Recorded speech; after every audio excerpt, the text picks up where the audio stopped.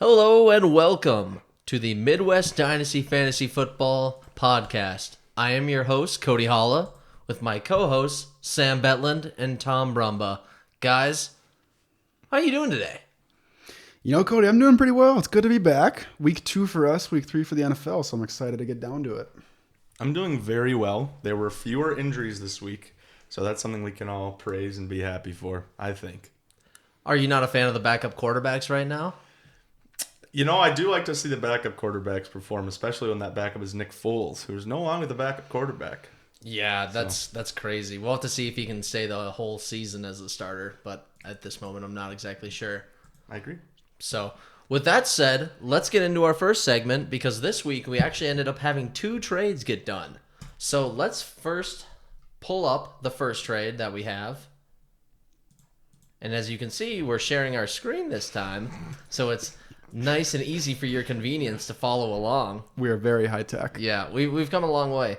So let's actually look at this top one, and that was just made today by me and Mike Reed, in which I received Paris Campbell and provided Mike Carlos Hyde and a 2022 second round pick for Matt Trujillo. Really, any thoughts on this one or anything you want to comment on it? I think it's pretty low value trade on both sides, but I think it kind of makes sense for both teams. Good for you to get Paris Campbell, who's clearly the best asset in this trade. But then Mike gets a pick, which I think we all talked about last week being important. And Carlos Hyde, he's mentioned he doesn't really want to tank this year, so maybe getting another starting running back will help. Yeah, I think you're basically getting 2 seconds for Paris Campbell, which is, I think it's appropriate value for someone that just last year thought wasn't even barely worth a second, because even though he was drafted in the first round, had zero productivity as a rookie. And now, even though you thought it was controversial last week when I said that he was taking over T.Y. Hilton, with Paris Campbell not playing this week, it was amazing how T.Y. Hilton actually still didn't really have a role, which to me indicates that once Paris Campbell is back, he will kind of assume the wide receiver 1.5 on the Colts. So, but I think it's an even trade. I think it's a great trade for both of you. Yeah, I think so too. I think it took a little bit, not even really that much. Me and Mike only sent a couple, feelers out there back and forth, but we found it pretty easily. When you're kind of dealing in lower assets, it doesn't really take too much. All right, so moving on to the second trade and the big trade that happened between Matt Trujillo and Ben Fowler. Matt Trujillo acquiring Saquon Barkley, who is out for this year, but is still rated in the top 5 RBs for Dynasty rankings. Compared to that, Ben Fowler also received Kenyon Drake, still the starting running back on Arizona. Guys, what are our thoughts on this one? This is a blockbuster. Tom, I'll let you take this one.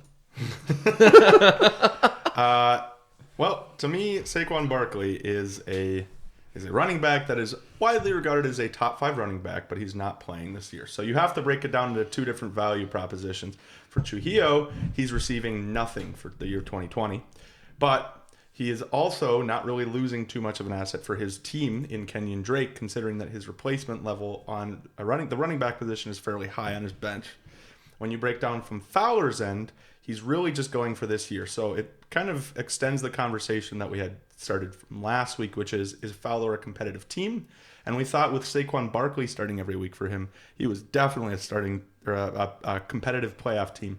Now with the addition of Kenyon Drake, I would argue that he goes back into that conversation and is a firm contender for coming in first in that division, even with a competitive Jake O'Brien and Adam. Yeah, I totally agree. I think there's a lot of shock value as we all first saw that, just because Saquon Barkley is such a big name and just consistently valued so highly. But really, it does kind of make sense for Fowler's team. I do think he probably could have gotten a little bit more, but that, in my opinion, does bring him to the front runner of that division. Okay, so in conclusion then, do you guys view one side as a winner potentially coming out of this, or do you think it's an even trade? What are kind of your guys' thoughts on that? To me, it's for sure Trujillo's the winner. But then, I mean, it does satisfy a need. So it kind of comes down to, does Fowler make a playoff run? And if he does, then it's worth it because you always play to win, essentially. And if he doesn't, then it's clearly not worth it. Not to mention that Saquon Barkley's injury history is relevant. And so if he becomes a running back that is regularly hurt, then maybe Trujillo just gets kind of swindled out of this one. Not swindled, that's the wrong word.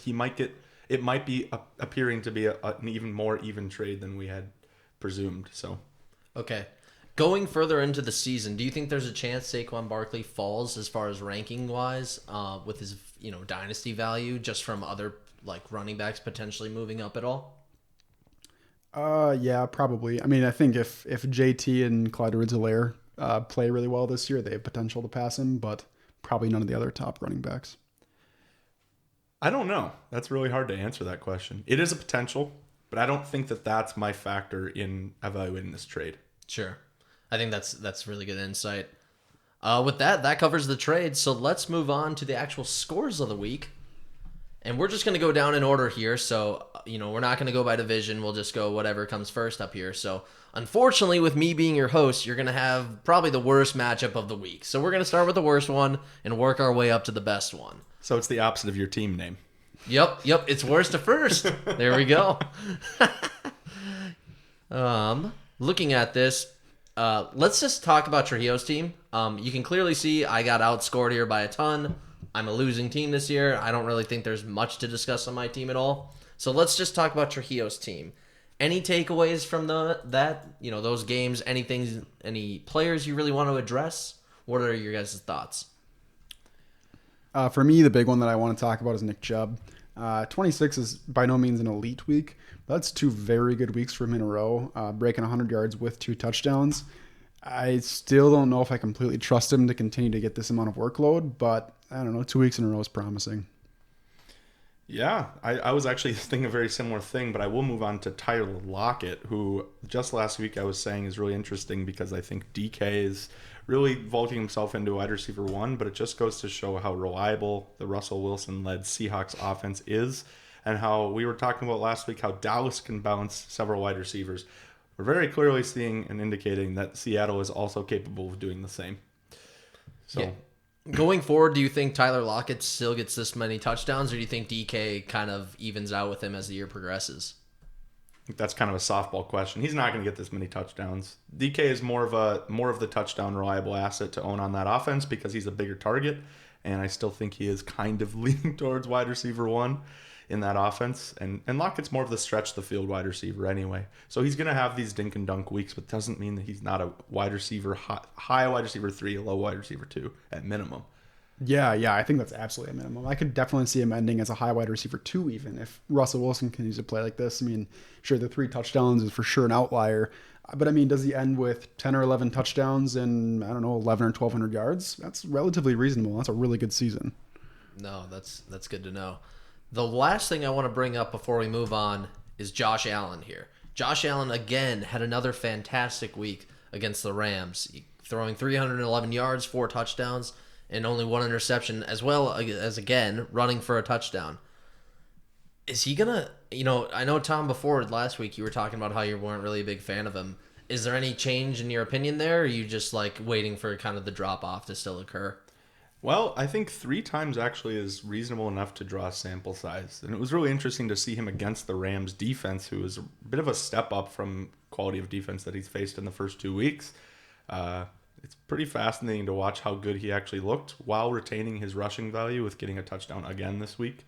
So I'm getting closer and closer to saying that he is a top 10 this year asset for sure, and even closer to saying he might be a top 5 dynasty asset at quarterback too. Wow. So specifically at quarterback or at quarterback overall? specifically, Okay. yeah.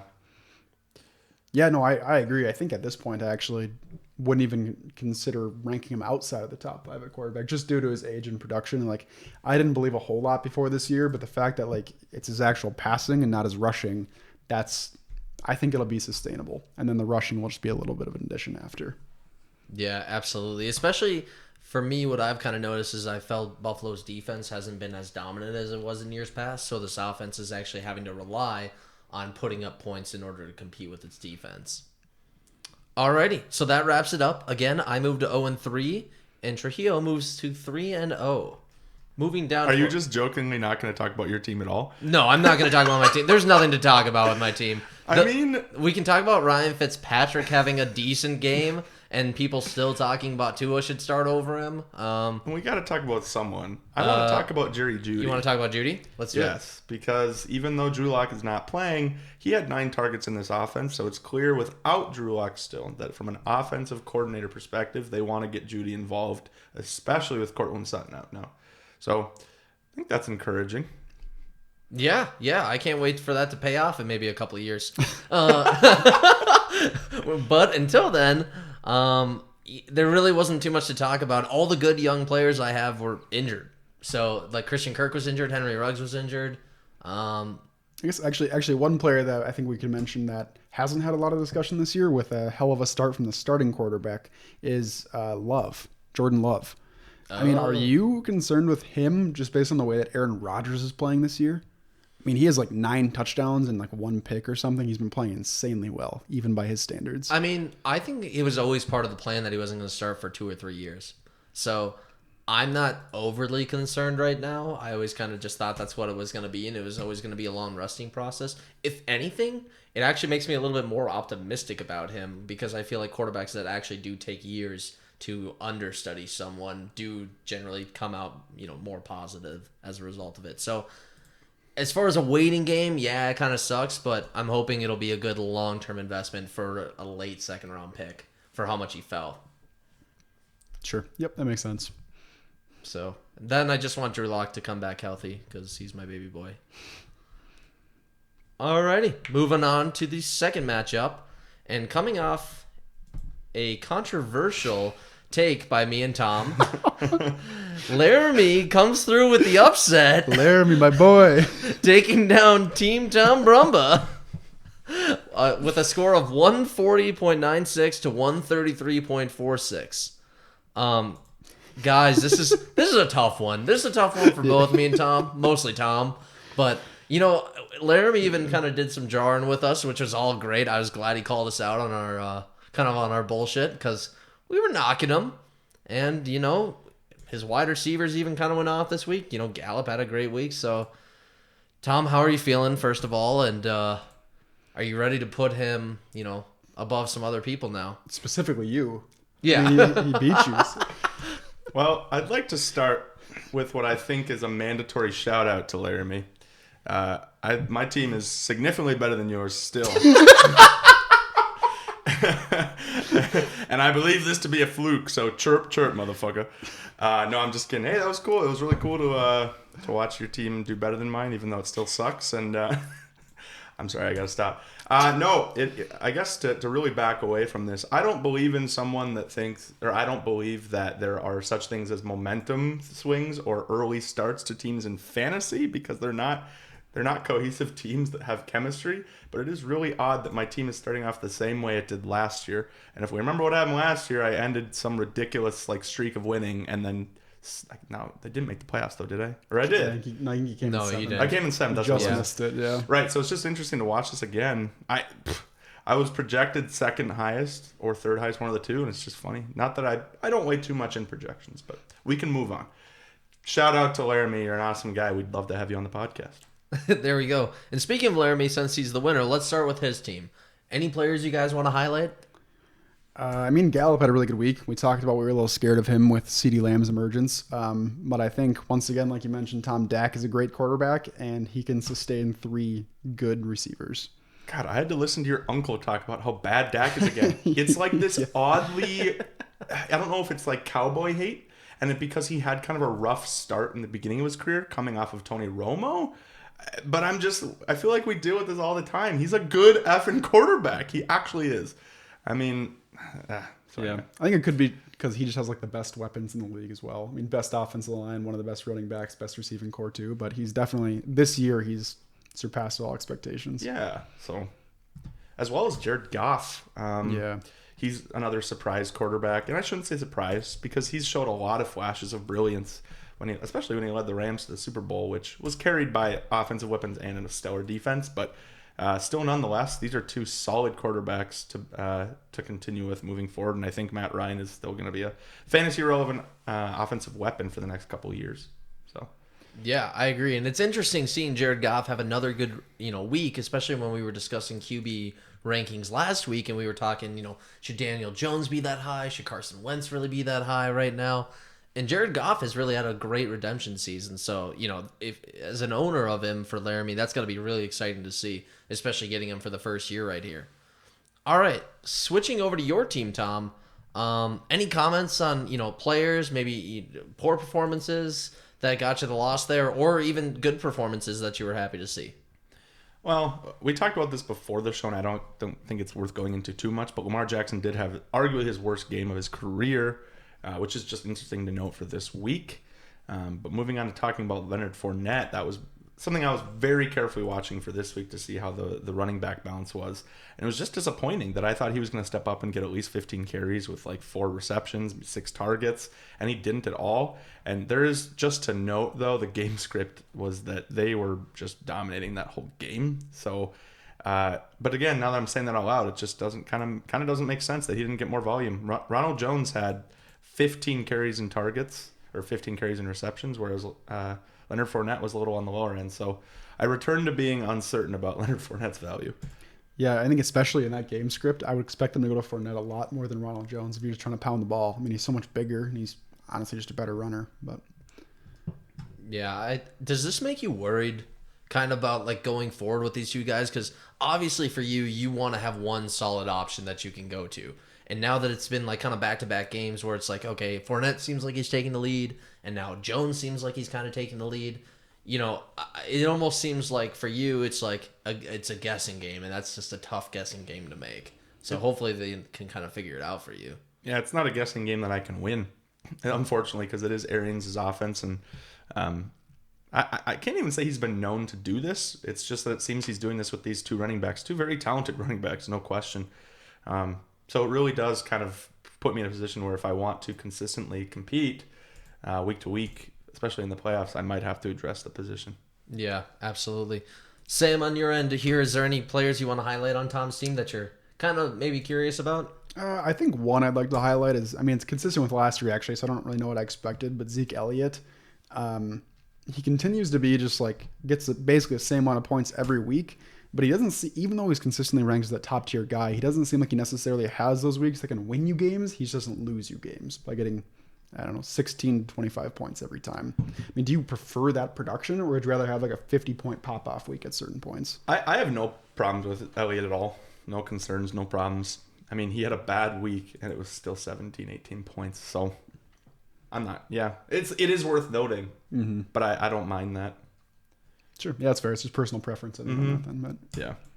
I think one thing to notice too was that this is like the first week Cam Newton didn't have 2 rushing touchdowns.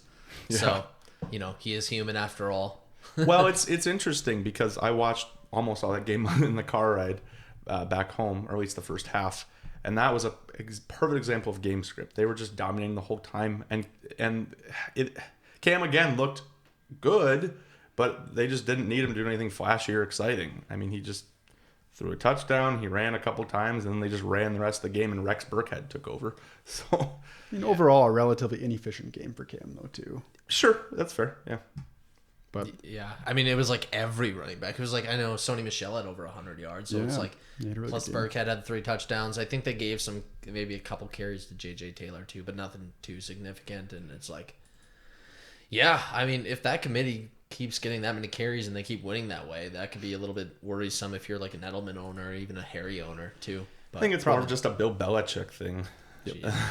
I think that's also fair. Alrighty. Well, moving on there, like I said, that puts Tom at 1-2 now, and also puts Laramie at the same record as 1-2. So, maybe their teams are the same. Sorry, I hate to, when you're moving on, I do want to talk about David Montgomery really quick. Oh, sure. Because we didn't talk about Laramie's team too much there. He's going to me, get a huge spike in volume and value because Tariq Cohen is no longer the quarterback or running back in Chicago. And Montgomery's just, to me, the clear... He actually might turn into more of a workhorse for the team. So yeah, I agree. Even if he gets like 3 to 4 more targets a game, that'll boost his value so much because he's already being utilized quite a bit. So yeah, I don't know if I actually share that same sentiment. I understand where you're coming from. I feel like it'll go to a different backup. Like, for some of those, targets, if not almost all of them, just because I think that they're generally going to keep his workload kind of small. But you could be very well right. I don't know.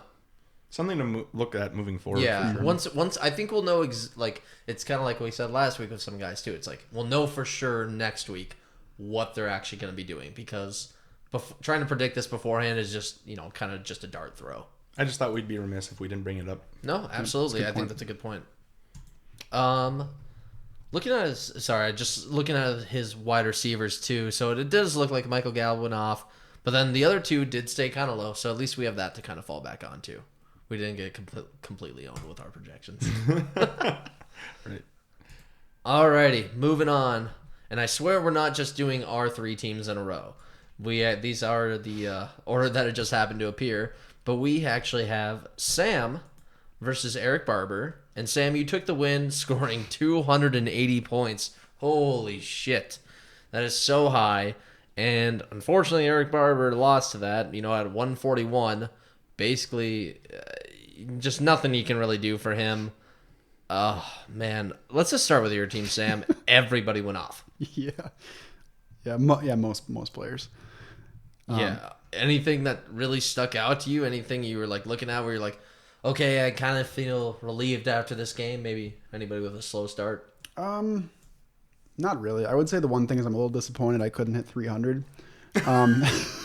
But I guess I'm satisfied with that. No, honestly though, I do think the 2 biggest points on my team that I like to point out is Russell Wilson broke the record for passing touchdowns through the first 3 weeks of his season. He is absolutely cooking this year and looking like just a crazy elite player. And then Patrick Mahomes is Patrick Mahomes. But yeah, other than that, I don't know. My team's mostly doing what it should be. Hopkins is better than I thought he'd be this year with Kyler, but I don't know. What do you guys think? Yeah, I don't think there's much to report. I mean, it was nice to see Dalvin have his first true breakout game, so that's encouraging. It was nice to see Derrick Henry continue to get the volume, even with considering how much volume he's getting. It's surprising they're not taking notice and giving him less. So that's kind of nice for you to see from last year. Robert Woods is Robert Woods. That was kind of surprising to me how he's still got 3 carries. They're just trying to give him the ball in any way because he's great in space. So he consistently gets carries. Actually, that's in my opinion, it's been an underrated part of him. I think he's averaged 150 to 200 yards rushing a year for the past few seasons. So that's very relevant. I guess as a note, just to talk about a real game here, New Orleans and Green Bay. It was fascinating to watch these 2 receiving running backs go at it, because I think they had 20-something combined receptions. Yeah, Aaron ridiculous. Jones and Kamara. That's the kind of production that you really like to see for running back in 2020. So 50 points almost from Kamara. That's wild. Yeah, if you would have told me he was going to get that many points and only have 6 carries, I would have said you're nuts. No fucking way. But yeah, he was just nuts, and he was making so many moves. Well, everyone was. That was a crazy game. Yeah, I do think he'll take a hit though when Michael Thomas comes back. I mean, do you guys watch the game? Drew Brees was looking downfield a lot, but no one was open because the receivers kind of suck other than Michael Thomas. So he would just dump it off to Alvin Kamara, and then he would do his thing. But obviously, I'm pretty happy with that. So. Which is a funny note because Drew Brees actually has I think bottom 5 air yards per throw. And so that is something to be concerned with moving forward for Drew Brees, but it actually does just extend to Kamara and a slot receiver in that offense. So I think that's honestly a pretty direct correlation to why he got so many receptions. Yeah. And it just reminds me why I don't like full PPR. It just doesn't make sense. I agree. Actually, yeah, with him, I don't know. He's nuts. I saw a stat earlier today that there are 4 receivers in the league right now that have more yards receiving than Alvin Kamara has yards after catch. Yeah. So if you only took his yak, he'd be the 5th receiver in receiving yards so far. Yeah, this year. and That's so crazy. why should he get a full point for each of those catches? It's just a dump off. Yeah, and then he just runs. Yeah. I'll leave it at that. Fair enough. Well, that's enough about you, Sam. We don't need to hear anything more about you. You have a good fucking team. Thank you. You're welcome. All right, moving to Barber. Scoring 141 is it's okay. Tom Brady looks like he had a great game. I know he just played the Denver defense. Optimistic? Pessimistic? What are we thinking? I'm still pretty pessimistic on him personally. I think he should be a starter in Superflex, but I would not want him as my QB1. I think I agree. I think he's one of the I think he's probably the most low floor, high floor, low ceiling quarterbacks in the NFL for fantasy purposes, which again isn't necessarily a bad thing. I'd be ecstatic to have him as a QB2. I completely agree with you. He's actually a really excellent trade proposition to make if you're not interested in competing, because someone that needs a QB2 super flex would gladly take Tom Brady, I think, for this year. Yeah, I absolutely agree. I think that's a good point to be made. Kind of moving down then to like the running backs that he has. I mean, Sony Michel, only 9 carries, but he got 117 yards, 2 receptions for 23 yards. Is this going to be the game that finally makes the Patriots trust Sony Michel again and maybe give him more carries in the future? Or do you think it's just still going to be a committee system? Yeah, I'm willing to go for a dollar bet on this. I don't think this means anything. I mean, if anything, this is just goes to show the Las Vegas Raiders defense isn't really that great against running backs. And he got 9 carries, 117 yards. That's a great efficiency metric, but it just goes proof that he's not going to get the consistent production. Even in the game they were winning by 16 points, they won by 16 points. So no is my answer to that.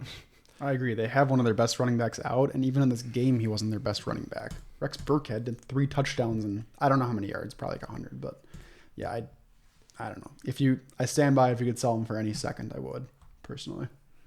Yeah, I think that's really good to know too. And moving on, let's look at wide receivers. CeeDee Lamb and Tyler Boyd, pretty good games. Marvin Jones, obviously kind of low, but anything that came his way, he caught it. CeeDee Lamb, I guess. We were talking about him earlier. We were saying, yep, he had another good game. However, he did get outscored, I think, by the number 4 guy on Dallas, because I think he caught 2 touchdowns for like 112 yards. I'm blanking on his name right now. Cedric Wilson. Cedric Wilson.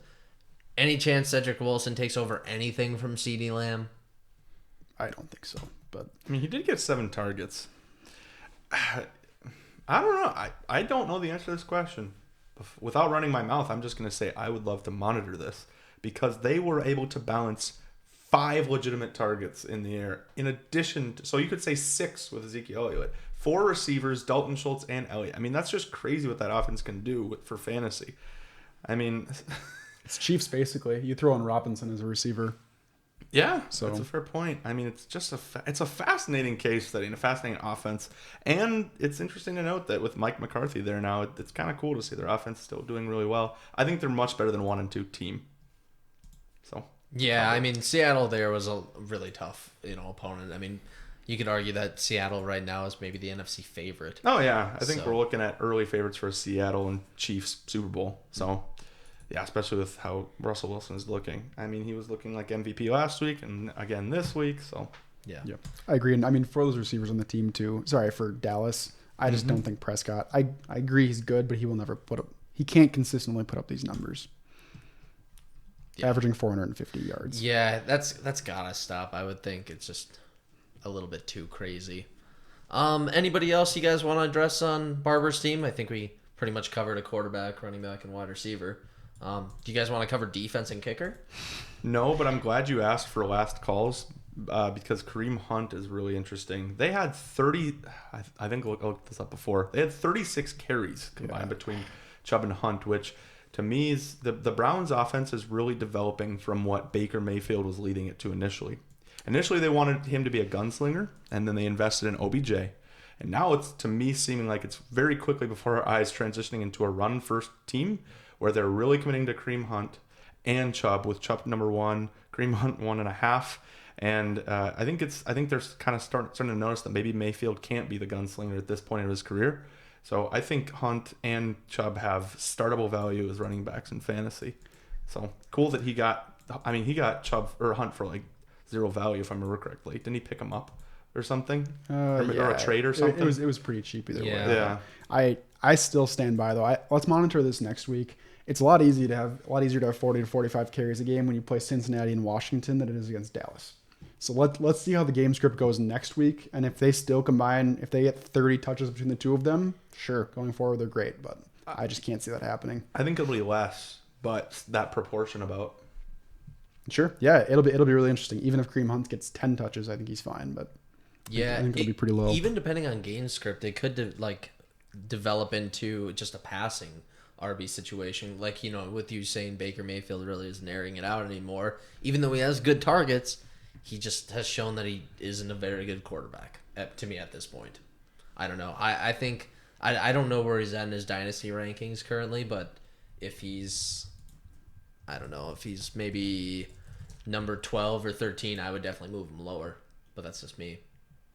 Yeah, it's fair. He's 12 right now. I think that's actually kind of a fine point for me still, but Yeah, I just don't feel that confident over the last year and a half now. It's like he has all the targets. He has all the weapons you could ever want, and he's still just not really producing. Yeah. But, all right. Well, let's move on from this game. As before I stated, move Sam to 3-0, Barber to 1-2. And then we go to the Twyler Bernald game versus the Scranton Strangler. And in this game, it was kind of, I don't know how to put this. It was kind of like watching two grandmas fight, right?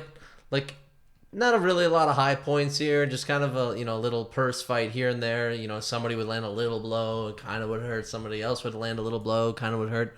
But it resulted with Adam winning 135-92. Apologies in advance if I made fun of both of your teams. Looking at Adam's team, Kyler Murray got another 21 points, but threw 3 interceptions. Is that kind of troublesome for you guys, going forward? Something to monitor? I mean, Tom, I'll let you speak on it because you watched the game, but it kind of sounded like he lost their team the game. Yeah, I mean, he threw 3 interceptions. I think you just said that, but I don't want to go out and say that the Lions made a good game plan against Murray, but they actually kind of did. I mean, they were actually moving towards an edge rush strategy to contain Murray from being able to roll out, and they were actually moving into zone instead of their typical man. The Lions' defensive strategy is typically going to man coverage and blitz no one and just hope to get coverage sacks, and I hate that shit. So they actually adjusted for the first time, and it's funny because I think Kyler Murray forced them to adjust. Yeah, I guess I don't know what to say. I feel like I'm watching him is incredibly talented and like super quick quarterback. Like he's just a faster Russell Wilson, but not as electric as Jackson is running. So long story short, I am not concerned with Murray long term, but it'll be interesting to see how teams might adjust to him and how he will adjust to that. That's my thesis. Yeah, I agree. I think he could take a slight hit if teams start to figure him out a little bit, but I think still clearly a top 5 quarterback. Okay, so moving on to Adams' running backs. We can address Clyde Edwards-Helaire a little bit. I think he's kind of shown himself now to be more of just a guy that he's just going to get usage. I don't think he's an extreme talent again. I think he kind of showed it this, but he's just going to get usage and he's going to get his yards and production. Is kind of my take on it. So, but I think out of all rookie running backs, I mean, he's clearly ahead of anybody else, I think. I'd personally take Jonathan Taylor, but... Oh, that's right. I remember you saying that last week. I know most people would disagree with that, but I just think he's a better talent in roughly equal situation. I just watching Clyde again this week. It's like, it looks bad efficiency-wise. Because you look at it and it says 20 carries and 64 yards. But, like, every time I watch him, like, he's scrappy. He fights for extra yards. And keep in mind, this is against the Baltimore Ravens defense. Yeah, I mean, maybe I'd take Taylor over Clyde Edwards-Helaire, but every time I watch CEH, I am incredibly impressed. And I want to say that he is neck and neck with Jonathan Taylor. Like, most people think, talent-wise. Talent-wise. Oh, sure. Yeah, I mean, and keep in mind, you love Jonathan Taylor, but you can make the argument that he's on an offense that really supports him because of their offensive line. So, I don't know. I know you like Taylor more, but I'm having a very difficult time deciding which one I like more from watching both of them extensively. Sure. And I just think they're really different running backs, too. It's kind of what you're looking for. Like, I actually, for the record, I totally do agree with you that 3.2 yards per carry looks bad, but I think that's because they ran him a lot during the end of the game up the middle, which is not his game at all. When he was like in the middle of the game, when he was getting catches and they're running him outside, he looks very, very shifty. So Yeah. I do think he looks good. I would just take Jonathan Taylor's size and speed over him. Yeah. Like if I'm going to pick one player to break out an 80-yard touchdown, it's going to be Taylor every time, and Clyde can scrap pretty well, but Yeah. Yeah, it's interesting. It's a real interesting debate. I just like CEH more, personal preference, but Yeah, I think I like CEH more for fantasy. I like Jonathan Taylor's talent more, personally, to me. I think CEH is just like a guy that is very much knows his role. He knows what he's good at and knows what he needs to do. And then I would say a guy like Jonathan Taylor could be the running back to kind of carry teams. Whereas, like, I don't think CEH will ever carry the Chiefs, especially now with Mahomes there. But yeah, that's my opinion on that. I also, before I move on from running backs really quick, want to cover David Johnson kind of, just salvaged this week out with a touchdown. But, I mean, 13 carries for 23 yards, that's atrocious. It's Pittsburgh. Yeah. I honestly don't care about that. I think, Really? Yeah, not at all. Not at all? Dude, Pittsburgh shut down Saquon. What did he have? 15 carries for 7 yards? That was Saquon. Sure. Like, I don't know. Tom, what do you think? To me, it doesn't matter at all. I still like David Johnson. He's not an elite running back, but like... Well, it is interesting because with Duke Johnson out, he was like the number one running back by far. However, he's really not planned to be involved in the receiving game. So I don't know. I think there's a couple dings on David Johnson's value in no receiving value and a really poor offensive line.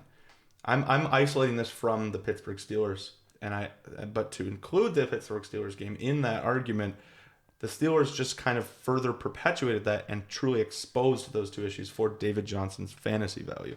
So I guess arrow down for me to David Johnson relative to what I thought his earlier season value was. Sure. Cody, what do you think? Yeah, I would kind of assess the same. I mean, I was pretty high on David Johnson going in this. I thought he was going to be, just the ultimate workhorse, and I thought he could explode, but I don't think he's going to fall off terribly far from this. Like, he'll still be top 20 to me, in my opinion, but I think it'll be kind of in the low teens is where he might finish up. Just because I think he'll get enough touchdown production to kind of salvage a season. Yeah, because again, I think it's interesting of the opposite of what we were describing before, where he's like Tom Brady. It's a really high floor because he is the RB1 by far. Mm-hmm. But he's just limited because of what his offense wants him to do and because of his age. He's not as dynamic. Yeah, I agree. So, I mean, I guess the way I view that, though, is there's no change in value from the beginning of the season. No, I think there is because I thought his ceiling was higher at the beginning of the season. Oh, you thought he had like running back one season? I thought he had potential to be RB1. Really? Potential to be RB1. Sure. I'm no longer saying that he has potential to be RB1. Okay. He is an RB2. Okay, so like where do you put the line at that he finished? Like right now he's RB20. Where do you put the line at? Like where he should finish. What's the line over under? Like where you think he'll finish? 20. Okay. Yeah, I think it's a good line. Yeah. Yeah, I always thought he'd be like between 16 and 18.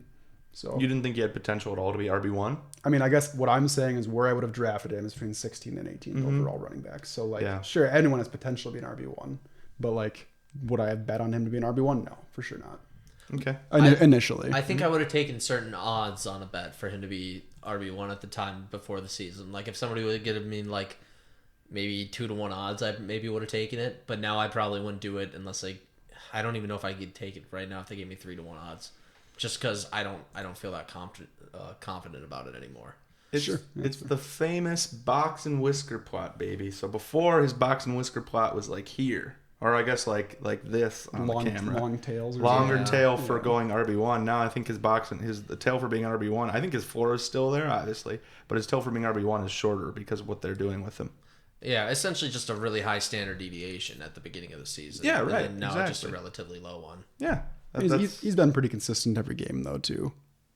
Yeah, no, he has been right now, but like with a standard deviation, it's just like how far are you from the mean? Sure. So that's what I mean by like at the beginning of the season, I actually felt like he could be elite. Okay. Right. Yeah, sure. Which, since this is a podcast that we talk about a specific league, for Adam's evaluation of him, I actually think that's not what he wanted. I think he wanted to have David Johnson have the potential to really turn into an RB1 workhorse.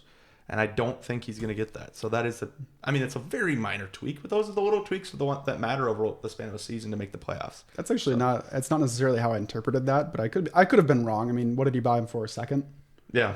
To me, if you're buying someone for a second. No, he was included as a part of our trade. So what I did is I got my 2021 first back, and then as a part of that, I gave him, I think, 110 of 2020, and I gave him David Johnson. So about a second. So yeah, Maybe about, even maybe a little bit less. Even. yeah. I Probably think a I late think second. Adam was just looking to have a solidified second running back that was starting. But I do think the reason why it became a little bit interesting to him was because he did have the potential possibly to be an RB1. I don't think it's why he bought him, but I think it maybe played a little bit of a part. Sure, yeah, that could be true. I guess I just never even viewed him as that, so I just never thought about it. But Yeah, I think whenever you have guys that kind of just take on a big workload and you know that they're going to run it a lot, I think always those types of guys always have a chance to be RB1 production just because you can kind of flunk yourself into a bunch of touchdowns. You never really know. did you expect him to be 20 carries a game though?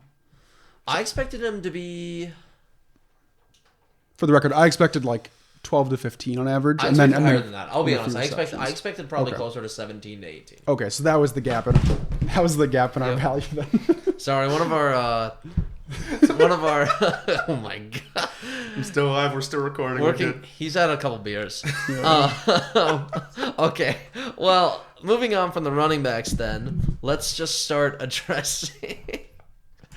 Let's start addressing wide receivers. Calvin Ridley, another great week.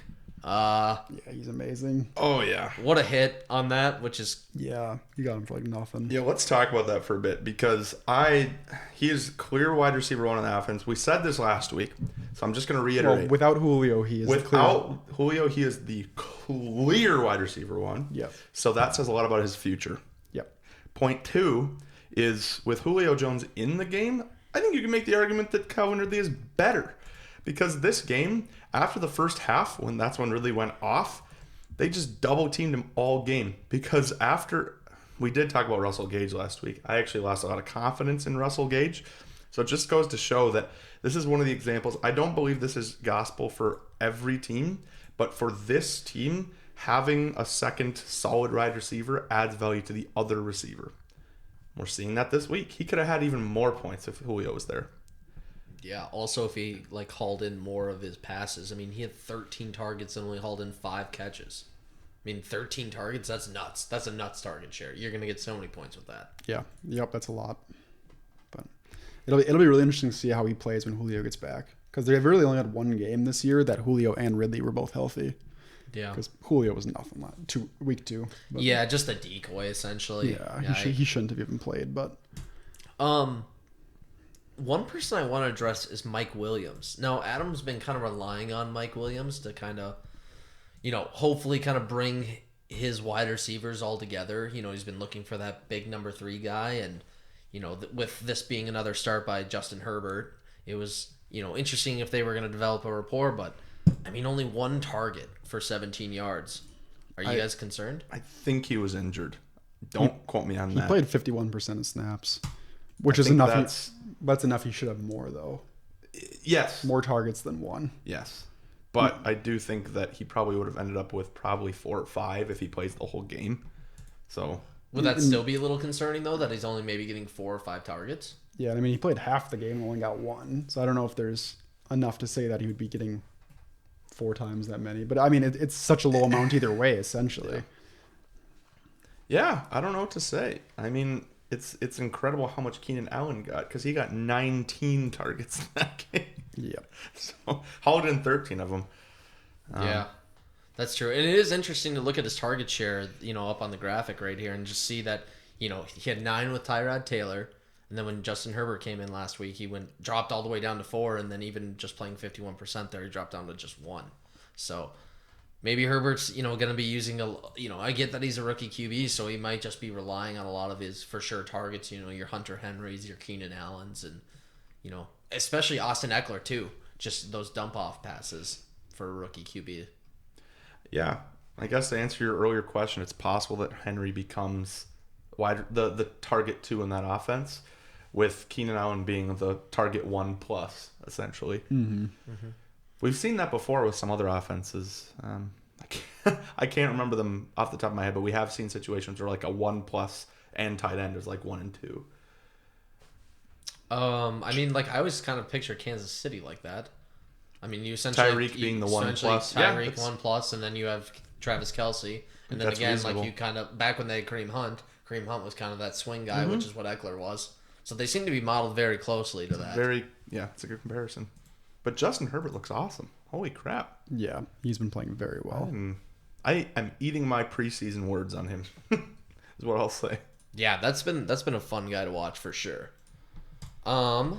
Anybody else you guys want to cover on Adam's team before we move over to Mike's? Not really. Burrow's solid, but not a whole lot to say about him. Austin Hooper continues to be a non-startable tight end. Yeah, no doubt. Yep. Again, they're a run-first offense. So he's blocking. Like, I don't know what the stats are, but I would guess he's probably blocking 60% of his snap percentage. So I'm saying he's firmly, like Adam, if he wants to compete, which I don't think he does, needs to address that position. Yep, totally agree. I think so too. All right, moving over to Mike. Mike only finished with 92, points. I think, Sam, you were talking about it last week. You think Mike's probably the second worst team in the league, and I think this has kind of shown it too. I mean, whenever you have a team score under 100, I think they're going to be bottom 3 for sure, if not bottom 2. Let's start at Gardner Minshew here. Gardner had a couple of encouraging starts, but he just did not perform against Miami at all. No touchdowns, given he was without DJ Chark. But do you think that's the reason for it solely, or do you think there actually were concern signs? I don't know. I didn't watch the game, but looking at his stat line, it's not too bad, right? 275 and 1 pick isn't the end of the world. It is a little bit frustrating against Miami. But to me, it doesn't change his valuation. Still like a mid quarterback too. I was gonna agree and say somewhere in the middle between what you said at the start of the question, because I do think DJ Chark is a huge relevant part of that offense, to the point where if they didn't have DJ Chark, they would be looking to find someone else to replace him.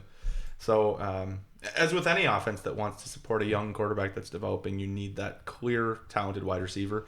So yeah, I think we can attribute his poor success to that, especially playing against the Dolphins defense. You would expect more, but it shows that he's human, because Minshew Mania was starting to really go off the charts. Mm-hmm. And I think we just are starting to see, okay, maybe he's not what he was showing, but he's definitely improved from last year, which is a great place to be as a Minshew owner. So, yeah, it'll be interesting to see how he performs next week against Cincinnati. I mean, that's another easy defense that he should hopefully dismantle pretty easily, you would hope to see, especially if Chark comes back. So I think let's view it another week, and if he's low again, then I think it's time to raise the red flags. Yeah, he doesn't do under pressure is kind of what I was watching when I watched the highlights of this game. So when your field is shortened, because he was just like dumping off all game, mm-hmm. and again, look at James Robinson's stat line. Yeah, kind of shows why he was what he was doing. So hopefully DJ Chark can stretch the field and get Gardner Minshew back to being a gunslinger, because that is clearly what they want to do with him. So, yeah, I think before we move on from him, I think this kind of just shows you the concerns even with like the other wide receivers, right? With say a guy like Keenan Cole or that's there too, is that they probably just need Chark to be in that offense to be successful. I guess I don't know his stats right off the top of my head, but I don't remember him having that great of a week. Who's that, Keelan Cole? Yeah, they went to Chris Conley quite a bit this game, and I was really surprised with that. But I guess with Keelan Cole serving as wide receiver 1. Laviska Shenault is just not there yet. We talked about this before, but he's going to continue to develop in that offense to the point where he'll eventually be the wide receiver 2. So, yeah, I'd be happy to own Minshew in Dynasty is what I'm going as far as saying. I think he has potential to be QB1 in the future, but he's certainly a QB2. So, yeah. Sorry to interrupt really quick. Keelan Cole just finished with 8 points, and that was it for last week, so really not that much. Yeah, not great. No, but I was just saying he was the wide receiver 1. But yeah, yes. Yep. Alrighty. Moving on from there. We have to look at Mike's running backs, and I think, we have Frank Gore, the ageless wonder, only finished with 7 points. Jeff Wilson kind of stepped in that role, but, it kind of seems like he kind of got bailed out with a couple touchdowns in that matchup. Is there something I'm missing here with those two guys, or should I be optimistic about them? No, I don't think so. I mean, Jeff Wilson is the only reason he's playing well is because of injuries. And even with that, he's only on the field 28% of the time. Yeah, when Mostert comes back, it's Mostert's show. Yeah. So not very good long-term solutions at all, just kind of probably just potential fillers just for now. Yeah. Correct. I don't even think a good short-term solution, just one good week. Yeah. Right. All right, so let's move on from there. Looking at wide receivers, Chris Godwin was able to come back this year and, put up some pretty nice stats, just in a good comeback week. Maybe that'll kind of alleviate maybe some of the, the injury concerns that he had. I mean, I get he's just gone one game, but... Oh, he's done again. Likely to miss more time. Oh, that's right. Sorry, I just looked at that. Yeah. Yep, you're right. So I guess he might just be a guy that Mike Reed just holds just for now until he gets better. What do you think? I don't know. I stand by what we said last week that I think he should be selling. I'll go as far as to say I think he is competitive for the number 1 overall pick, and we've seen your team. Yeah, that we have. So, I don't think he has a chance, but that's just me. Maybe this will make his team play well, just like Laramie's. Maybe that's Carlos Hyde. Maybe that's the acquisition. Yeah, Getting him will it add a huge boost. It could be. It could help a little bit, but yeah, exactly. Tom, what are your thoughts? My valuation of Chris Godwin doesn't change, but my valuation of Scotty Miller does.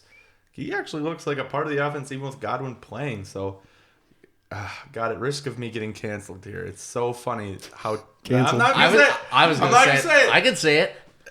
Nope. I'm just not. Hot white receiver. Yeah, it's incredible. So Tom Brady and Arians clearly want to get him involved in this offense. So. No, I agree. And especially if if Godwin's going to miss time, I'm sure he'll step up from that. Mm-hmm. Deontay Johnson, I just saw, he just got the 0.9 points, which really wasn't that much. I get that he was injured and that he's still going to be in the concussion protocol right now. So hopefully that's kind of a big hit for a guy that was just starting to take off again, right? I mean, 23 points last week against Denver, and then now the concussion. Does that raise any opportunities in the Pittsburgh offense for a guy like Chase Claypool or something now? Yeah, I think it's good for Claypool. I don't think long term Deontay is going to necessarily lose his position just based on Roethlisberger obviously trusts him. But yeah, no, I think in the short term Claypool has more opportunity to prove himself. Oh yeah, dude, Claypool's a beast. He's literally like 6'4". He is clearly getting more production now. I mean, I think he only got like 4 targets this game, but towards the end of the game, they were giving him more and more. I'd rather have Deontay Johnson. I think that's what you just said, but I don't know what to say moving forward with him as far as what Ben Roethlisberger brings to that team. I don't know what will happen if Ben Roethlisberger's gone.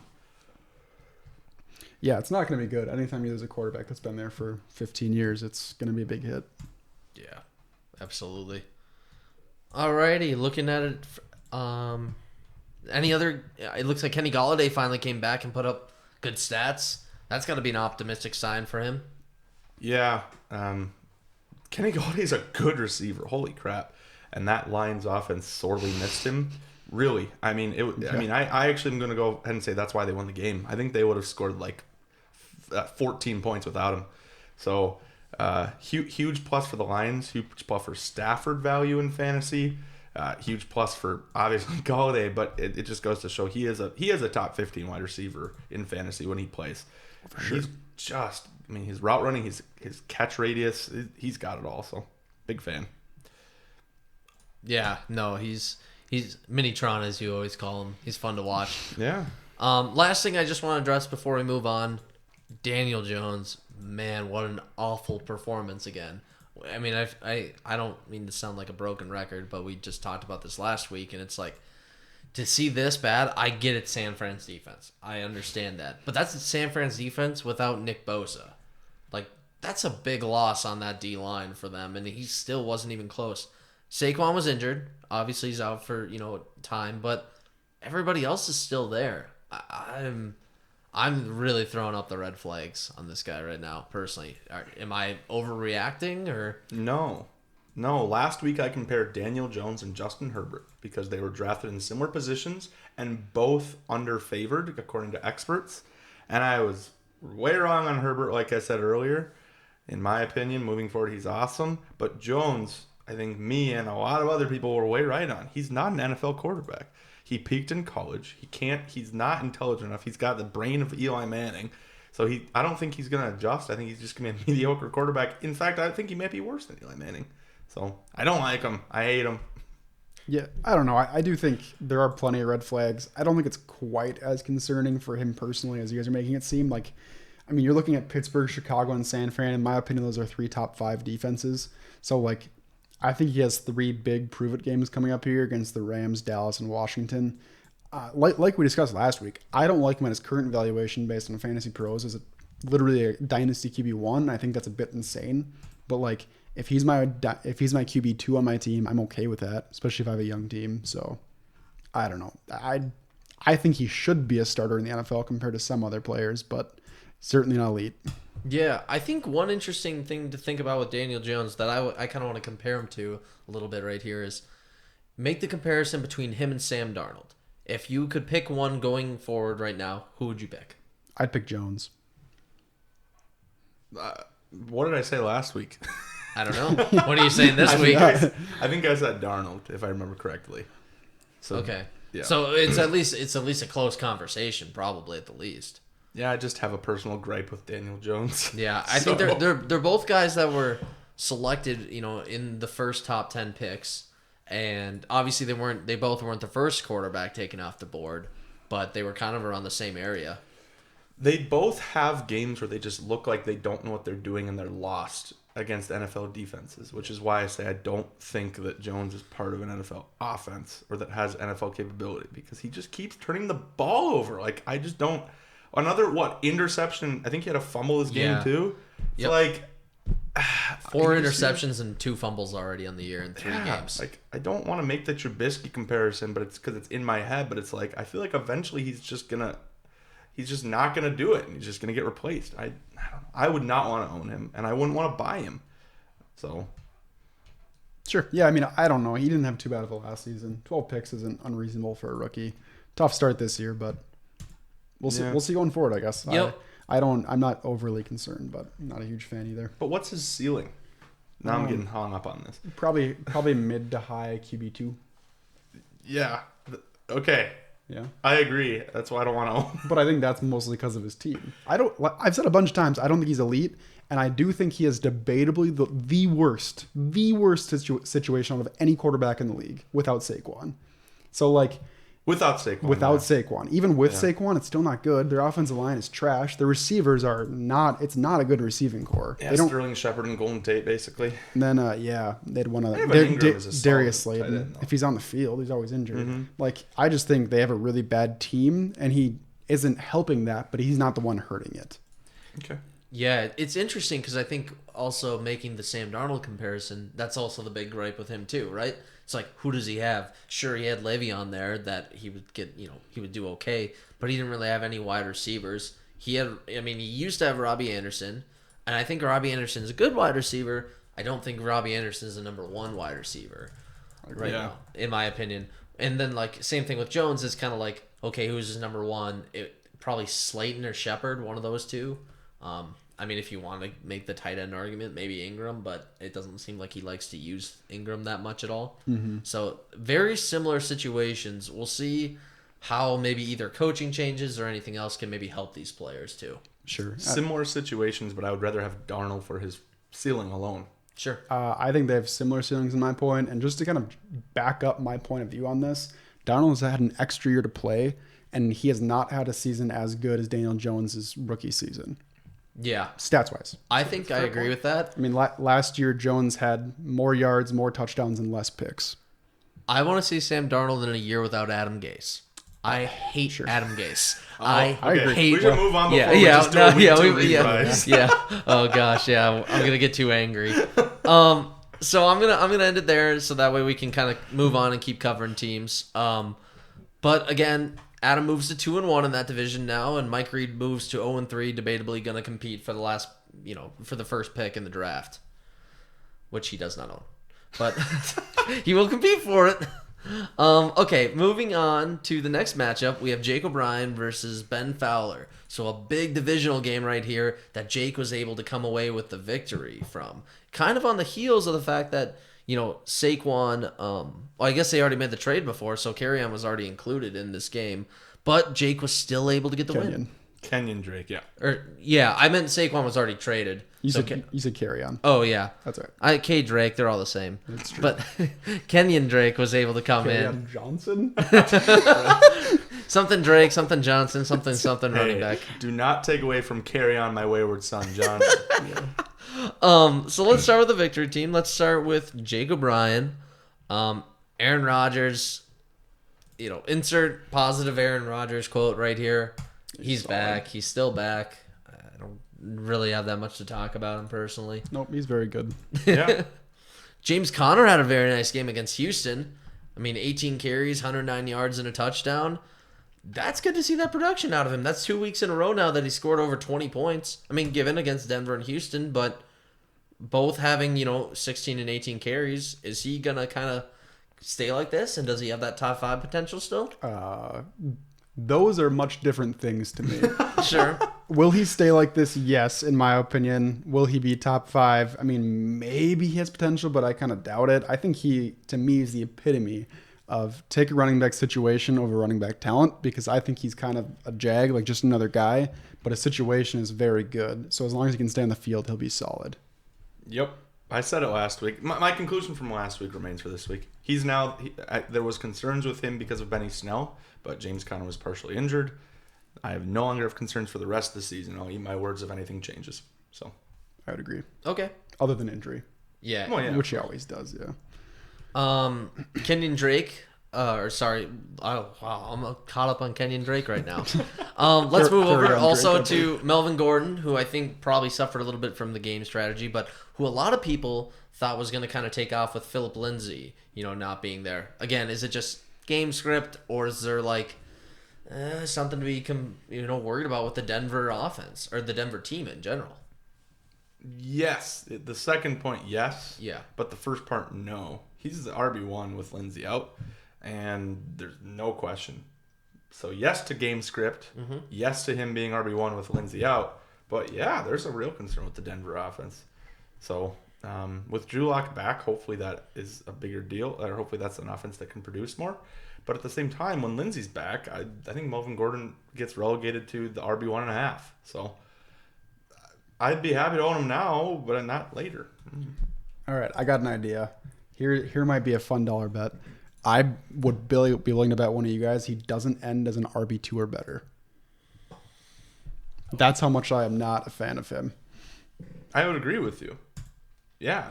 He's an RB2 with Lindsey out, but he's not going to finish that way. Sure. So yeah, so he's just not a good player, really. Like you really don't want to have him in your lineup. No, I would be happy to start him as a flex. That's about it. Probably just right now. Not once Yeah. Lindsey comes back is what we're arguing. Correct. We're saying Sure. whenever Lindsey's gone, Yeah. that's where we put him, which I think is also fair. So we're all pretty low on Gordon then. Yeah, I have been low on Gordon for years. I just saw that he never really had production. I didn't think he was that good. But I don't know. There's just something about him. Plus, I don't put him up there personally because I think Denver is going to lose a bunch of games this year. And I think they're going to be down, and they've shown that he really isn't that successful in their passing offense at all. Mm-hmm. So that's my biggest concern for him. Yep, I totally agree. All right, moving on from that, let's look at Jake's wide receivers. Kind of a guy I want to talk about right here that, maybe people thought with Burrow would pick up was AJ Green, but he really hasn't, been performing that well. Even with, maybe not this last game having so many targets, but before that, he had 9 and 13 targets and really didn't put up any production. And I've been watching those games with him, mostly because I've been trying to watch Joe Burrow a lot. And he looks slow and sluggish. He does not look like he's up to speed right now. I don't know if it's age catching up with him. Is this something he can kind of get over this hump and, return back to like that wide receiver 1 stage or even high end wide receiver 2 that people were putting him at? Or is this just sign of the times? Yeah, I think wide receiver 1 or high end wide receiver 2 is gone personally. Can he still be a valuable player? Probably, but at this point, I think if you're an owner of him, you're hoping he can break into a low wide receiver 2. That's how I would think, at least. I could not agree more with your assessment. Yeah, I think we actually are starting to see a phase out of him, and we're gonna see more T. Higgins in the future, and we're gonna continue to just see as much Tyler Boyd as we've always seen for the last couple of years. So keep in mind, Auden Tate is still someone that's relevant in that offense too. This is the season that AJ Green is slowly phased out, and he's going to be on the team for a while longer. Doesn't he still have a contract through 2022? I think with the team, something like that. I thought it was just a 1 year. I thought he kept signing 1 year. Oh yeah, I think he's Really? he's on a tag. I think this year. Oh, is he? Yeah. I think they franchise He tagged was him, almost but- supposed to be gone last year, and that's why they drafted Oh. T. Higgins originally, I thought. I apologize. You're 100% right. High dollar value 1 year contract. Yep. Yeah. Yeah. We might see him off of the Bengals this year then. I think so. I think they might move forward with T. Higgins as our wide receiver 1. Tyler Boyd is the awesome complement to that. And as a T. Higgins owner, I'm ecstatic with what happened this week. Yeah. Holy crap. He got 9 targets with AJ Green and Boyd healthy. Like, There's certainly connection there. Whoa. that could be Yeah. that could be really good for I'm years thrilled. to come. He's, yeah. So, I think the one other player on Jake's team I kind of want to touch on is Zach Ertz. With Goddard going down, I think he gets a really big boost. Debatably back into the top 3 or 4 tight end discussion. Yeah, I think. Ooh. I want to say I agree with that. I'm worried about Carson Wentz. I'm really worried about Carson Wentz. I can't believe I'm saying that as an NDSU homer. Yeah, Wow. I agree. Carson Wentz has not looked great. He's missed so many wide open people. It's ridiculous. He had an easy touchdown throw to Miles Sanders. Completely missed him. Yeah. Overthrown by like literally 5 yards. And it was just like, this is. I think I was talking about this yesterday. Sorry not to go on a Carson Wentz phase, but like that's the only thing that would make me worried about Zach Ertz going forward, even with Goddard out, is can Carson Wentz at least have enough production to keep those guys up there? Because, yeah, he had a good game. It was against the Bengals, though, and it's like coming up, he literally has San Fran, Pittsburgh, and Baltimore back to back to back. Yeah, it's not great. Yeah, so we'll have to see if hopefully he can kind of get over it. having computer plug-in issues here. But I'm going to keep talking and figuring this out with no video. Yeah, I agree. I do want to move on to talking about his bench because it's really interesting that Jake has Foles on his bench. So he had the handoff to Trubisky, so which is kind of funny, or handcuff. So to ask now I'm playing the host role on accident here. To answer the question, would you rather have Trubisky starting on the Bears offense or Foles starting on the Bears offense? I'd rather have both of those on my bench. This is like, I'm not high on Baker at all, but I would have had Baker. I actually still would have probably had Baker starting over Trubisky or Foles personally. I mean, to be fair, Trubisky and Foles each individually averaged what Mayfield did in a half a game apiece. I mean, I get it, but I don't know if I buy it, I guess, completely. I mean, they also had more attempts thrown than Baker. Or like, I mean, Trubisky had as many attempts as Baker had. And Yeah, then- but that might not change, though. They're a run-first team like we've discussed. Personally, at least, I would start Foles while he has the job, or unless the Cleveland changes something. But Dollar bet? It's a dollar bet. We're not moving forward without a dollar bet. what's the structure of the bet? performs? The structure of the bet is who's going to be better at the end of the season from week 3 on. Well, I think it'll be Baker because I think Foles will lose yeah, his job. I think that would be Baker too. Yeah, I was gonna 'Cause say it'll if be we're, Foles, yeah. if we're going week to or like the next 5 weeks or something, I'd be more comfortable with that. Where are the dollar bets? Tried. We're all becoming too smart. I guess. Yeah, we just agree with each other. That's Yeah, why we do this no. podcast, Now we're not really, controversial. except for on Laramie and Barber's team. Well, I don't want to miss out on other teams, so I actually want to move over to Ben Fowler's team. I feel like we already talked about it, so I don't really want to get into it too much more with Dak Prescott. He's real, he's legit, has a great offense, yada, yada, yada. You know, we kind of get it. So, looking over there, Aaron Jones had another nice game. 16 carries, 69 yards, and a touchdown. A couple catches for 17. Nice indeed.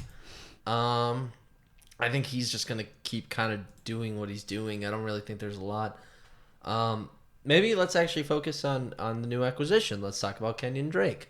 Kenyon Drake, had a very efficient game, 18 carries for 73 yards, and a reception for 6 yards. But again, with that and no touchdowns, only finished with 8.9 points. Just a product of the game now. I mean, he's gone from 14, 11, and 8 points now. He really hasn't been that high on his points. Are we worried? I feel like DeAndre Hopkins being there might be hurting his value because he's traditionally been a really good receiving back, and he just hasn't gotten those touches. I do think he's set up for Can we start calling it progression? I feel like positive regression doesn't make any sense. Sure.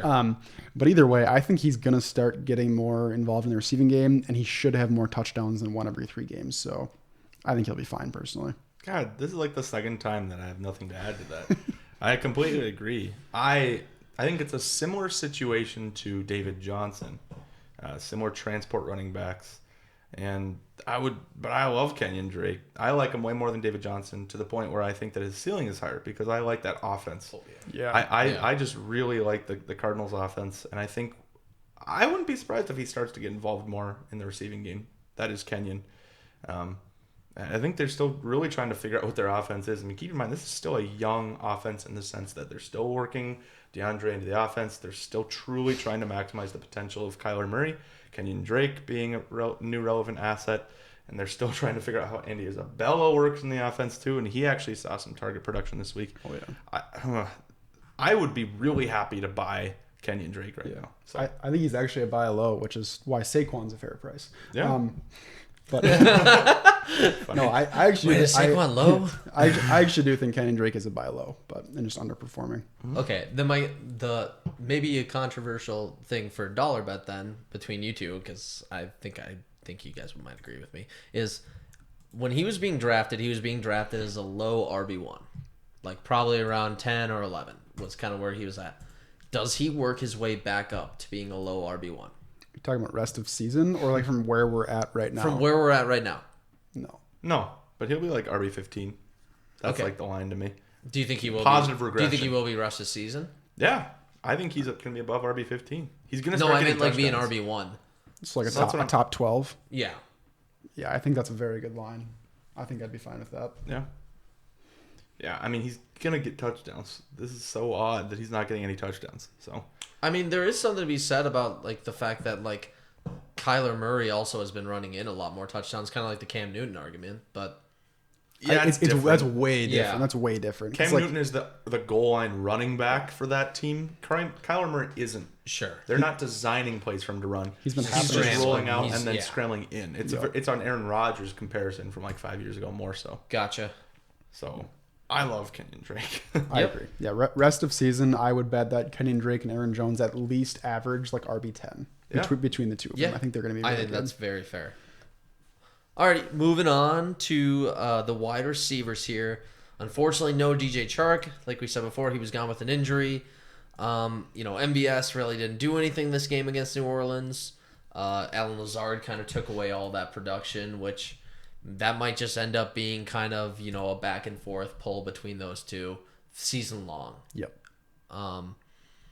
Let's look at DK, another big game. Yeah.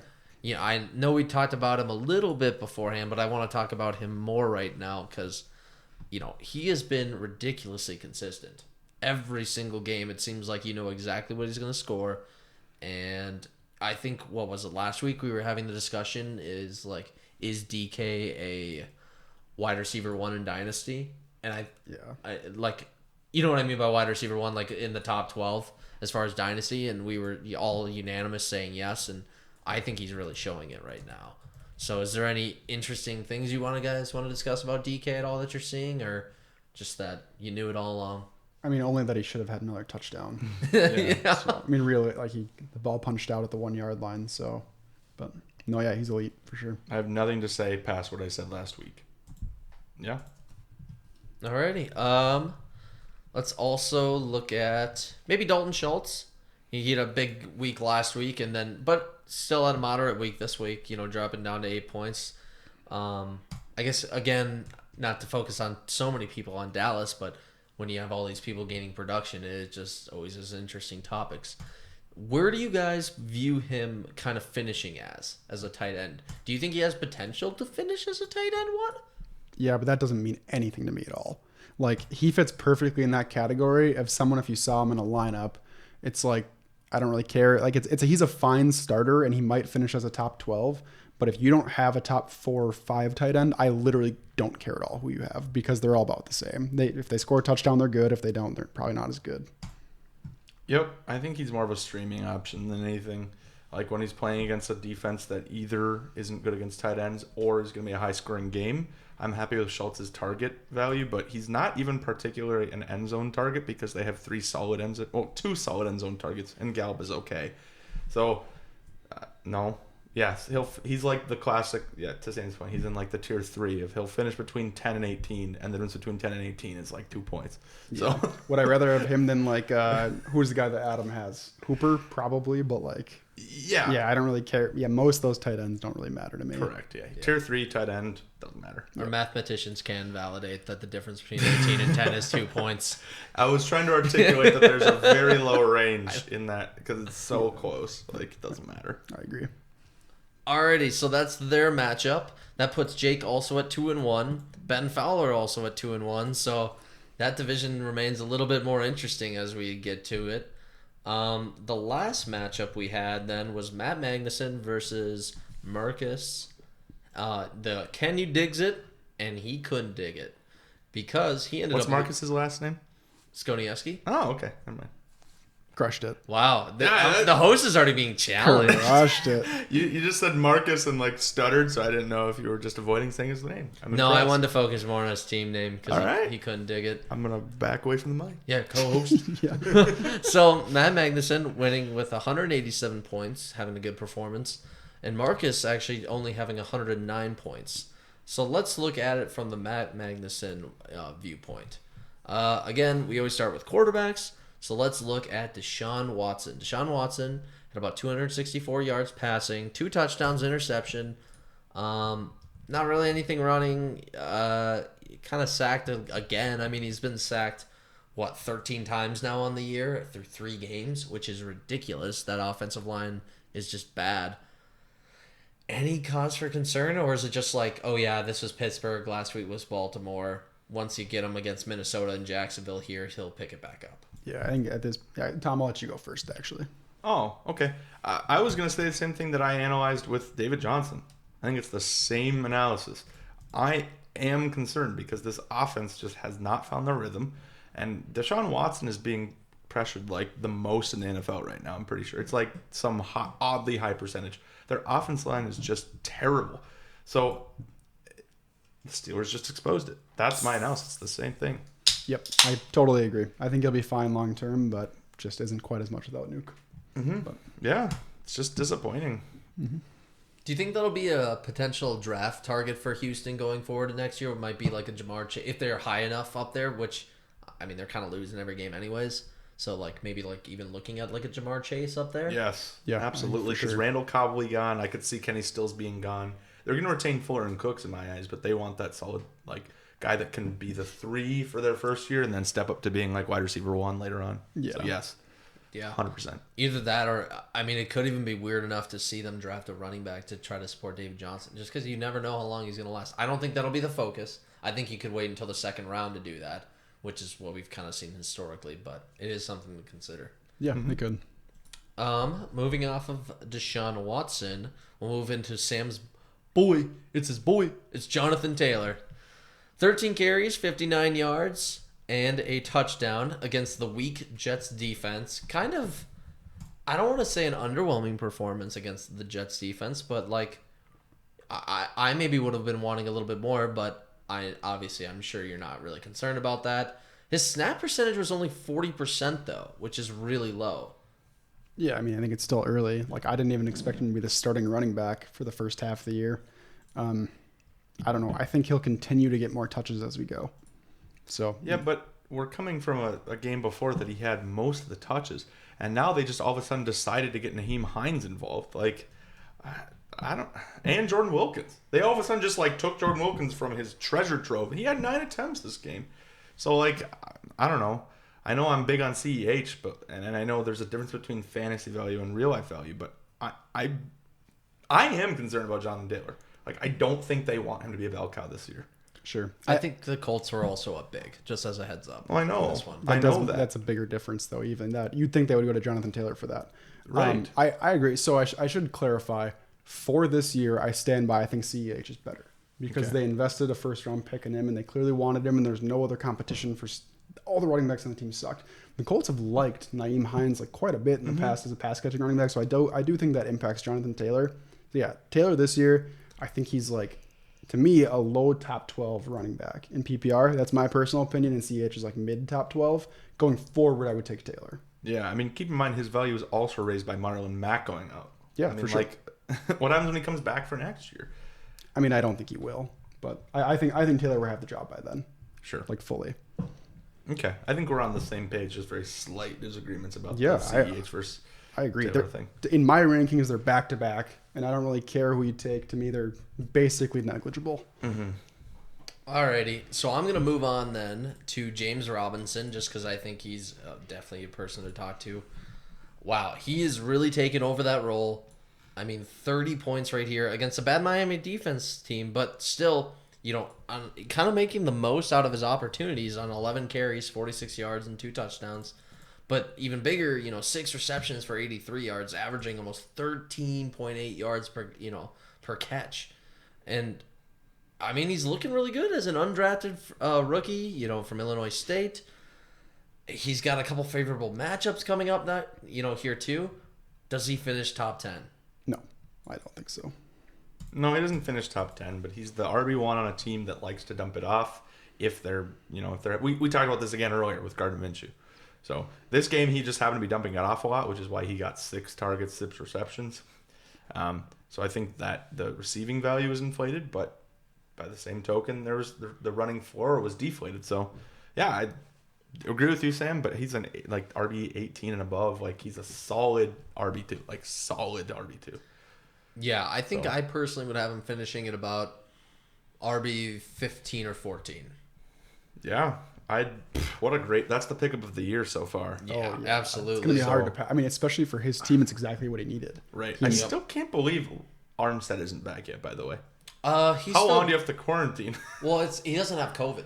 He actually has a neck injury. Oh, so he actually has an injury, but it's like the COVID IR list. It's weird why it just says COVID on him, but he doesn't have COVID, or either he did have COVID. He did have COVID. Then he got some other injury with it as a result, not either of COVID, but then on the side of COVID because he's suffering from some sort of injury, and they're not sure what his timetable is to return. I know that because he's on my IR. Anybody else you guys want to talk about? I mean, there's plenty of guys we could talk about, but any ones you really want to address a ton? Or is it kind of, makes sense to me? I mean, Singletary was RB1 with Zach Moss out, but still didn't get that much production, even in a game that I kind of expect them to get production because they were up like 28-3 at one point. So, I don't know. I guess I'm kind of arrowed down on Singletary a little bit. He had 120 yards, though. Yeah. I recognize that. Yeah, but I kind of wanted him to vault into high RB2 category from coming from last year. I guess this week alone, he actually is in that category, though. 16 would put you with Zach Moss out. Yeah, with Zach Moss out. Yeah, if one of them can win the job, I think they'll be a high or mid to high RB2. But yeah, so I guess I should be clear on my argument. From last year, I thought he was going to be a very solid high RB2, and I don't think he's going to be that this year, and I don't know if he will be moving forward. I guess that's where I'm at with Singletary. Yeah, I do agree with that. He's got a lot of causes for concern going forward, but still talented, I think. Yeah, for sure. Alrighty, so that sums up Matt Magnuson's team. Let's move over to Marcus's. Let's again start with the big guy, Justin Herbert. 330 yards, a touchdown, interception. Did have a fumble too, but I mean, back-to-back games over 300 yards is ridiculous to start off your rookie year. I mean, not necessarily last week against Kansas City, as they showed against Baltimore. They're a good defense. They're not bad. And then Carolina, I guess I don't really know how their defense is, but I wouldn't imagine that they're awful, but maybe they are. But still, just being able to put up 300 against anybody is good, in my opinion. Anything you guys want to comment on him? Did you guys watch any of the game with him at all? I did because I flipped to it after the Detroit game, and then I watched highlights after. Man, I don't want to go into it too much because I'm just going to make a very succinct statement. he could be a top 12 dynasty quarterback. And I know it's only after 2 games, but he looks like he belongs in the NFL.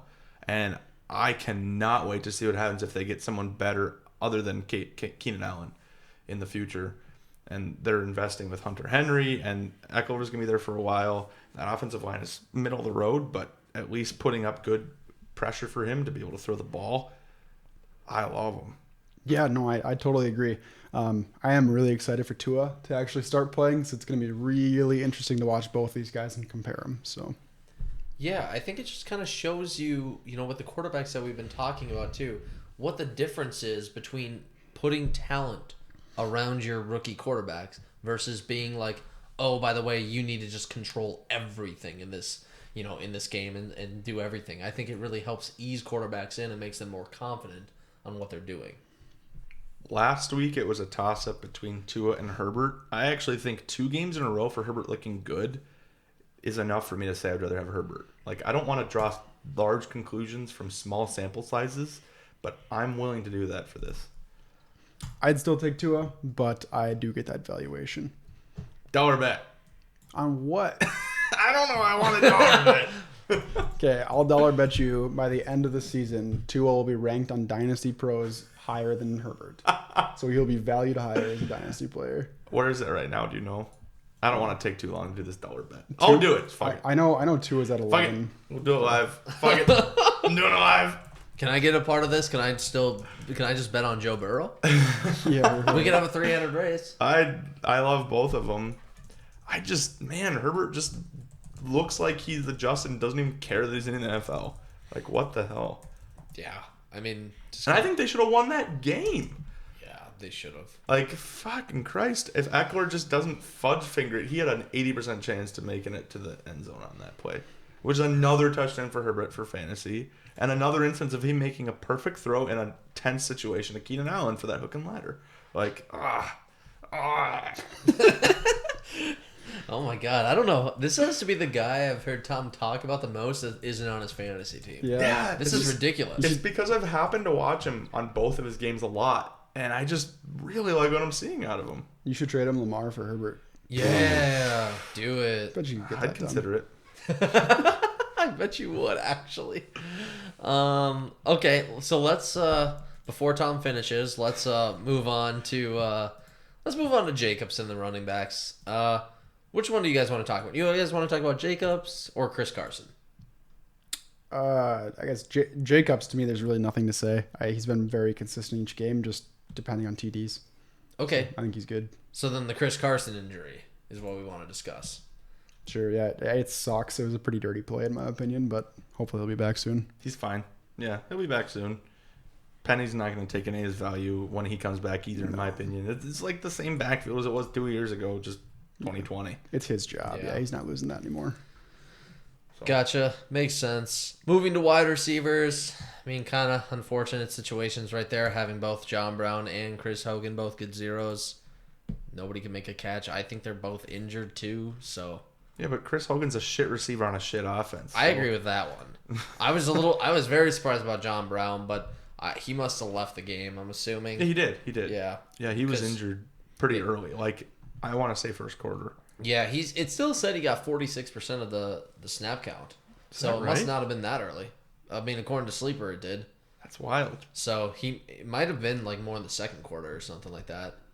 Okay, But maybe. I Either might be either wrong. way, yeah, hopefully, he can get back on the field for Marcus because John Brown's been really good, honestly, because that offense has been very good. Mm-hmm. Let's see. Alan Lazard went off, 30 points. They were just finding him everywhere. Just kind of a one-off thing. Yeah, because you look at his bench and he's going to start. To me, he should be starting Anthony Miller and A.J. Brown when A.J. Brown is healthy. So to me, like Lazard drops down out of that conversation. I think now maybe with Nick Foles, he should be starting Anthony Miller. I don't know about. I Yeah. thought about that before. I agree. But yeah, I can agree with that now, that decision. Yeah. But I don't even think truthfully, I think you start them both because I don't think you start Chris Hogan over either No, one I of those agree. guys. Yeah. And then I think you probably, we'd have to see, but I mean, he's starting Josh Kelly too in his flex position over those guys, and He has Antonio Gibson. Yeah, he has Antonio Gibson too. I'd for sure start Gibson. Yeah, I don't understand what's going on here, what I'm looking at. Because I love Gibson, and I think Gibson's ceiling can only get higher. Like, hasn't even gotten the opportunity to be just like the bell cow, but it seems like the game scripts would be favorable for him to get like 20 carry games one of these times. It's just they're always down because Dwayne Haskins sucks. Yeah. So Yeah. Their whole team is pretty not great, but Also kind of interesting is as much as Carson Wentz was not doing well, was that he started Dwayne Haskins over Carson Wentz this week. And that's when Carson Wentz was playing Cincinnati. it's a pretty bold play. it's a bold plan, but it just sucks that they both suck. Yeah. I mean, Carson Wentz fantasy-wise finished Yeah. with 20 Yeah, points. he got a rushing touchdown. Yes. Like, That'll I mean, he didn't play well, obviously, but like, you would have just thought against Cincinnati, you would have been fine. I mean, I agree. Dwayne Haskins has yet to outscore Carson Wentz in a single week. Not to mention that Carson Wentz actually does have rushing value as a quarterback, whereas Haskins is a fucking It's not good. stump. He ain't moving. Well, maybe he's also hoping that Carson Wentz gets benched, so I don't know, Jalen Hurts comes in because he also has him. You hate to see it. Yeah. I'm sure his running backs will also get a little bit better once Mostert comes back, just Yeah. because he's obviously injured. So, kind of concluding this game, that moves Matt to a 2-1 record, and that moves Marcus to 1-2. Sorry, one quick last point to cover on because we didn't really touch on was Jonnu Smith is the number 2 tight end right now. No one's really talking about him, but he has been very good and very consistent and passes the eye test. Yeah. So just I one last agree. thing to pop in there. Up there with the breakouts from last year with Waller, and Tannehill is a legitimate quarterback in that offense. Probably going to be a long-term quarterback with that offense, in my opinion. I don't know if they've always had the same offensive like coaches or not on that team, but I mean it seems like Tennessee's always generally had pretty good tight ends with Delaney Walker before this too, where they actually just generally had good production. I don't know if that's just a resulting factor of just me making a connection just only based on team, or if that actually is coaching. Could be. But- Could be lack of AJ Brown too, but we'll see how he does going forward. That's a good point. The AJ Brown is definitely a good point. I agree. I think Jonnu Smith is due for regression, but not like, I don't mean because I think he's in that. Is he in that tier? He's like at least tier 2. I don't know if I would vault him to tier 1. It depends on what you consider, because I think most people consider it tier 1, and then there's a tier A above it. So Sure. Yeah. Yeah, he's definitely not tier 1 to me yet, but I mean we'll have to see as he kind of keeps going. I agree. I hate the tight end landscape. Yeah. It's weird. It but changes kind of constantly besides your kind of 2 set in stone guys. high level, I actually do think it has potential to change for the better in the next like 3 or 4 years. Where you get Phantom Hawk up there, Jonnu Smith is potentially going up there. Goddard, Yeah. I think, will be up there. Like, I think there could be more tight ends that actually matter that aren't the top 2 or 3, Sure. which would be fun. But All right, so let's quickly move on to the divisions. I know we're going a little bit long right now. Let's look at the first division, which is still untitled. It's going to be the division with Matt Trujillo, Matt Magnuson, and Marcus and myself. Matt Trujillo is actually leading that division currently, 3-0 record. Then we have Matt Mags at 2-1, Marcus at 1-2, and me at 0-3. So actually a perfect kind of step ladder down as far as record wise there. Does that look pretty much correct to you guys? Think anything's gonna change? Any seeding upset? to me, that's the most clear division right now. Yep. Probably. It's pretty much the way it should end, in my opinion. Yep. Okay, perfect. So I'm not gonna kind of labor on that one. I'm gonna move to the second division now, where things become a little bit more interesting. I think it's quite clear. We have Sam, Tom, we have Laramie, and we have Eric. Sam looks like you're probably going to be the division winner right now with a 3-0 record. And then we have 3 teams tied, with Tom owning the tiebreaker on the points for category between Tom, Laramie, and Eric. I don't think this is... I don't know. I'll let you guys talk about it. I think Sam's won the division right now. Any disagreement? Yeah, I think I almost have it locked up unless I have like a shit ton of injuries or something. But Yeah. I just think you losing to Laramie was pretty surprising and basically just locked it up. Your points do help, though. I definitely still bet on you coming in second, but I think Laramie and Barber are pretty close, and they have an off chance to beat you this year. Yeah, I mean, I had an off week in week 3 for like almost all of my players, and I'm still third highest. Like, that's crazy to me. Like last year, we were talking about how like my team was like fifth at some point. I was like, whoa, they're really underproducing. I'm underproducing again this year. I'm still third highest. You're not under. You've had the third highest score of the year. Yeah, Week but I'm one. saying I didn't have a tier 1 performance like you and Trujillo did this week. I But I'm still disagree. third. You had over 200 points. No, I'm saying this week. Oh. I'm saying like I had a down week, a really down week. Oh, yeah, and I'm just still this third week. highest. That's what I'm saying. So I'm saying like Sure. I'm still in that top 3 team category. Yeah. So I'm gonna make the playoffs. I'd Yeah. be very, very surprised if I don't. Yeah, I think this is kind of always the tough part about looking at games 3-0 right now, right? All it takes is one unlucky week, and then you're 1-2, right? Yeah. Like imagine you won that, then you're 2-1, and it looks way better than 1-2 does. But all it is a 1 game difference. Like it's Yeah, the only conclusion I want to draw from this week is that I'd rather have Trujillo's team. That's it.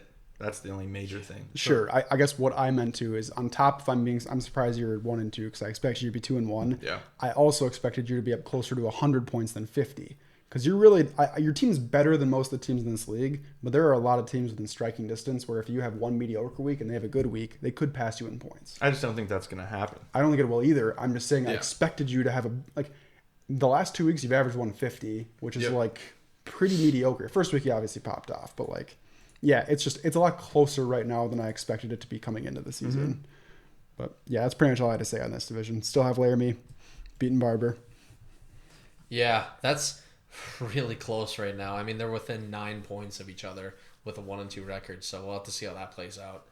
Last division we have, which is, in my opinion, the most interesting division, the most fun division to look at, is Division 3. You have Adam, you have Ben, you have Jake O'Brien and Mike Reed. Adam, Ben, and Jake all with a 2-1 record. Mike Reed, we already kind of know where he's going. He's 0-3 right now. Ben Fowler gets Kenyon Drake. He kind of catapults himself back into that race now. Instead of a 2-headed monster, it's a 3-headed monster. Guys, this is going to be nuts. Yeah, I'm really happy Jake won just because it's more fun to watch the division now. Yeah, I think really any of those teams could win it, so it'll be really interesting. Yeah, for Jake's team, if Cam Akers stays out long term, like if you just remove Cam Akers from that offense, that would be such a buff to him for Darrell Henderson. And I'm noticing he's already starting him again this week, and I think he's the right move. Man, I don't know why I said that. We didn't even talk about Darrell Henderson on this podcast. That's a So good I just point wanted to bring bring him up. Yeah. He's better than Cam Akers in my opinion at this stage of his career. Like he looked fucking good. So anyway, long story short, yeah, it's a awesome division to watch. Most interesting for sure.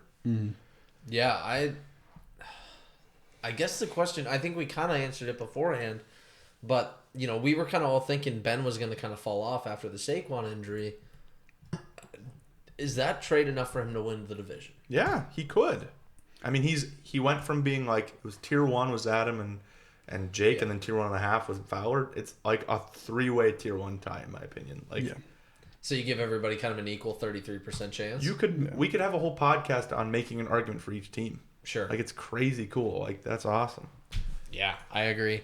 Just trying to spread the love to everybody. All right, so that wraps up the divisional standings, and I think we kind of want to talk about certain previews into week 4 now, and one of those is now come up with is the COVID concerns with Tennessee, and I think another team. I know Vikings. I know the Vikings, but I don't think they've had anybody test positive yet. No, but it's because we played Tennessee. Right. So our facilities are shut down. So, Sam, being kind of the co-commissioner, do you want to kind of quickly go over what will occur if some certain games are either canceled or postponed? Sure. Yeah. Pretty much nothing.